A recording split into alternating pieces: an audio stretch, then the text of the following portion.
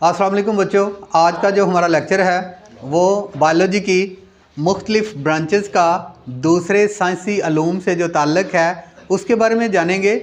इस बात से बच्चों इनकार नहीं किया जा सकता कि हर साइंस जो है वो दूसरी साइंस से इंटरलिंक किए हुए है, यानी फ़िज़िक्स केमिस्ट्री के साथ, केमिस्ट्री बायोलॉजी के साथ, बायोलॉजी फ़िज़िक्स के साथ, केमिस्ट्री के साथ, मैथमेटिक्स के साथ, यानी तमाम जो साइंसेज हैं वो दूसरों के साथ इंटरलिंक किए हुए हैं।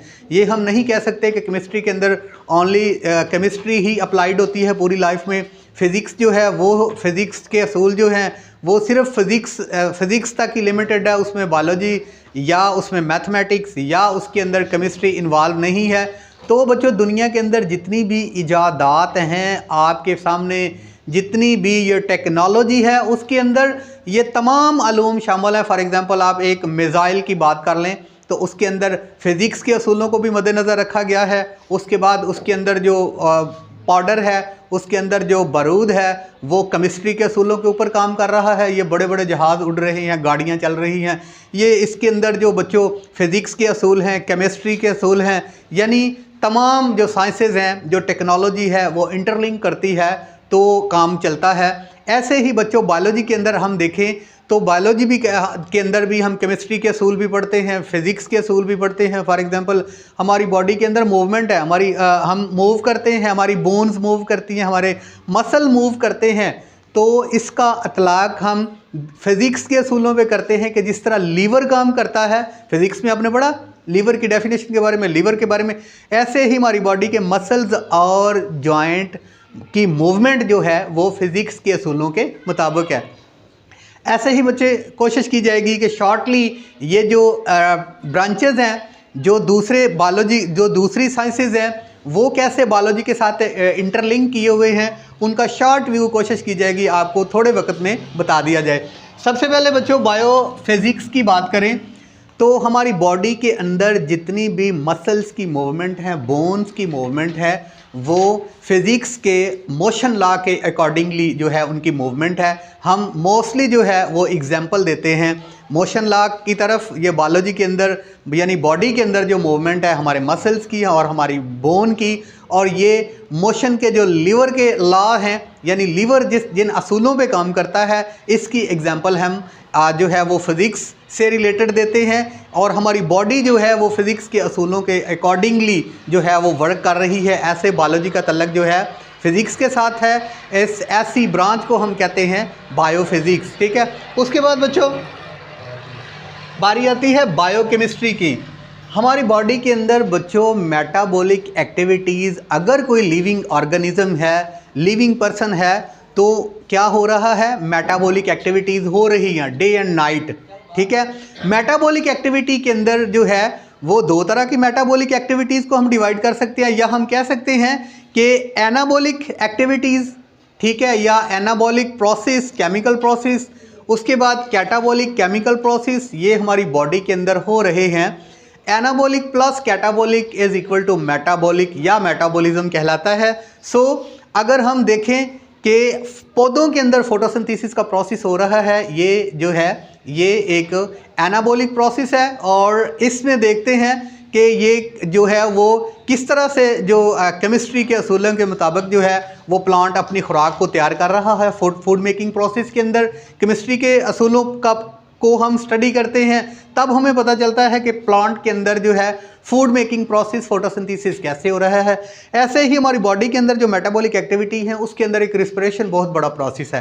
रिस्पिरेशन को समझने के लिए जब तक हम केमिस्ट्री के असूलों को नहीं जानेंगे तब तक हमें बॉडी के अंदर जो ऑक्सीडेशन हो रही है, ग़िज़ाई अज्जा की रिस्पिरेशन है, इसके असूलों का नहीं पता चलेगा। इसलिए बायोकेमिस्ट्री के अंदर हम क्या करते हैं कि बायोलॉजी को केमिस्ट्री के असूलों के मुताबिक परखते हैं, या देखते हैं कि हमारी बायो के अंदर या हमारी बायोलॉजी के अंदर किस तरह से केमिस्ट्री इन्वॉल्व है। इससे भी हम डिवाइड नहीं कर सकते।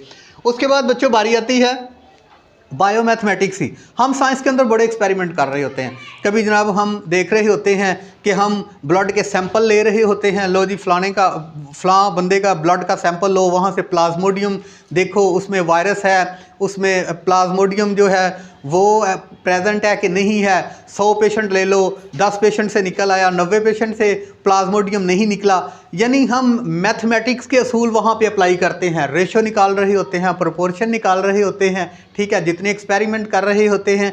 यानी बायोलॉजी के अंदर जो है वो मैथ इन्वॉल्व है। जब तक हमें मैथ का इल्म नहीं होगा हम बायोलॉजी को जो है वो प्रॉपरली नहीं समझ पाएंगे या हम प्रॉपरली स्टडी नहीं कर पाएंगे।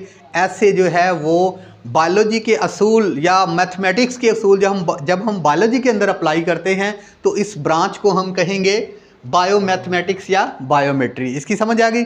उसके बाद बच्चों बायोजियोग्राफी। अब आप देखते हैं कि पूरी जो ज़मीन है हमारी, यहाँ पे जो बायोडिवर्सिटी है इसकी इक्वल डिस्ट्रीब्यूशन नहीं है।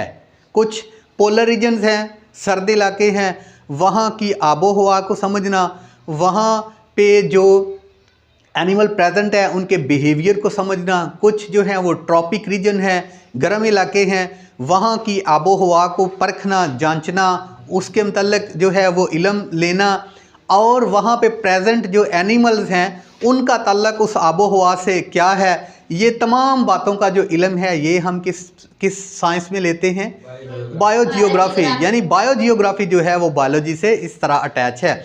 उसके बाद बच्चों बायोजियोग्राफी के बाद है बायो इकोनॉमिक्स। हम पोल्ट्री फार्म बना लेते हैं, ठीक है, फॉर एग्जांपल हम एक पोल्ट्री फार्म बना लेते हैं, ठीक है, डेयरी फार्म बना लेते हैं। हम देखते हैं कि हमारी उस पर इनकम कितनी आई, ठीक है।